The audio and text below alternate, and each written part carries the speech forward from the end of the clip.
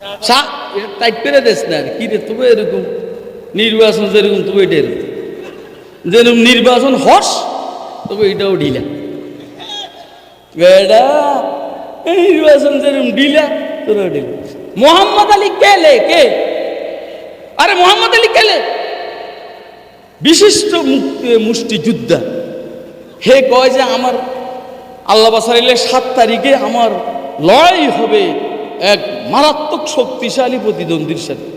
হ্যাঁ, কেবল মাঠের মধ্যে গেল ঘুরে আর চক্কর দেয়, পাবলিকও কিও কেনা।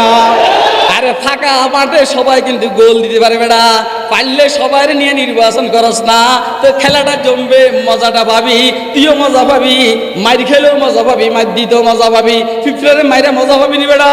ফিফরা যদি পাথরের উপরে হাঁটে, পিঁপড়া যদি পাথরের উপরে হাঁটে, পিঁপড়া যদি পাথরের উপরে হাঁটে আর তুই যদি ঘুষি মারস হাতের চামড়া উঠতে যাইব, পিঁপড়া লোম যাইব না।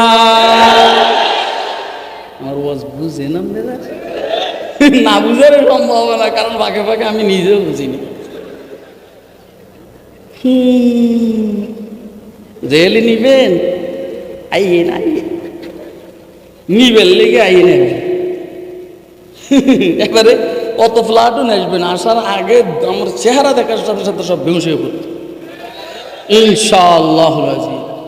সাইয়েদনা ওমর রাদিয়াল্লাহু তাআলা আনহু যখন হিজরত শুরু করছেন, হিজরত বাইতুল্লাহর সামনে আইসা তাওয়াফ করে 2 রাকাত নামাজ পড়ে এবারে বলেছে যে আমি যাইতে আছি মদিনার দিকে, কোনো মায়ের ছেলে সাহস থাকলে তানঈমে মোকাবেলার জন্য আইসো, তানঈমে মোকাবেলার জন্য আইসো, খেলা হবে। কি হবে?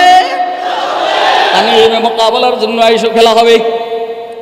মাশাআল্লাহ, এইখানে সব লিডাররা ছিল, কেউ সাহস করে নাই ওমরের সামনে যাওয়ার জন্যে, ওমরের গতিরোধ করার জন্যে। এ অবস্থা দেখা দুর্বল 20 জন সাহাবী ওমরের সাথে হিজরত করার জন্য রেডি। দিনের বেলায় না রাত্রের বেলায়?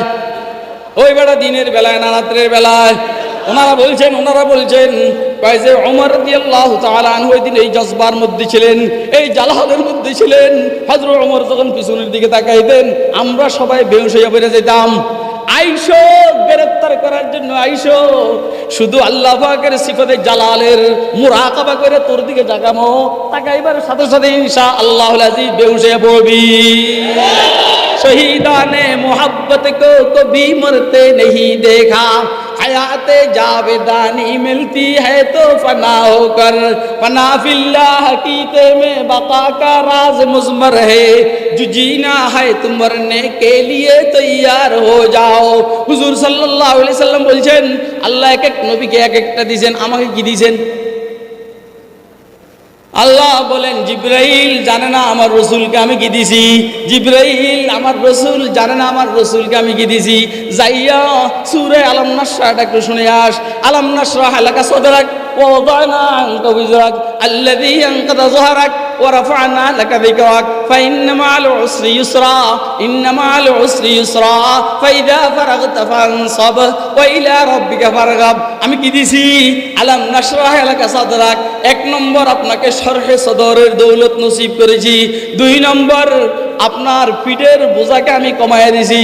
3 নম্বর আপনার আলোচনাকে সমুন্নত করেছি, যেইখানে আমার আলোচনা সেইখানে আপনার আলোচনা, যেইখানে আপনার আলোচনা সেইখানে আপনার আলোচনা। নামাজের মধ্যে আমার আলোচনা, নামাজের মধ্যে আপনার আলোচনা। আযানের মধ্যে আমার আলোচনা, আযানের মধ্যে আপনার আলোচনা। ইকামতের মধ্যে আমার আলোচনা, ইকামতের মধ্যে আপনার আলোচনা। আর আরশ আজিমে আমার নাম, পাশে আপনার নাম। কথা কয় না কেন? আরশ আজিমে আমার নাম, পাশে আপনার নাম। আল্লাহ আমার নামের মধ্যে কোনো নক্তা নাই, কালিমে তয়্যিবার আপনার নামের মধ্যে কোনো নক্তা নাই। লা ইলাহা और इल्लल्लाह में नक्ता नहीं, देखिए क्या रमज़ है कुदरत के इस पैगाम में, आब इज़ाफ़ा गैर मुमकिन है मोहम्मद की कसम।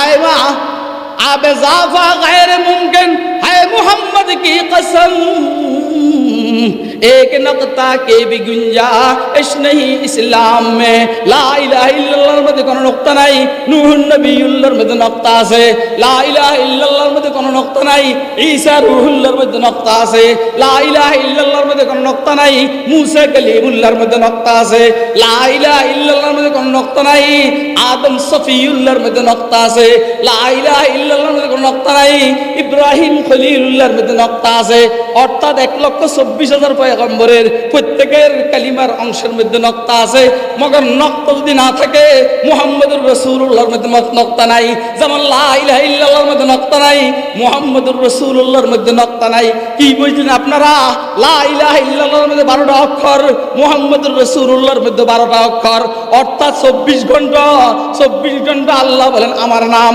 24 ঘন্টা মুহাম্মদের নাম আমার পরে যেমন আর কোন আল্লাহ নাই মুহাম্মদের পরে আর কোন নতুন নবী না বুঝছেন সালামু আলাইকুম এখন আপনাদের সামনে অত্যন্ত গুরুত্বপূর্ণ আলোচনা করবেন আমার ভাই মাওলানা নজির আহমদ আবার ইনশাআল্লাহ কখনো দেখা হবে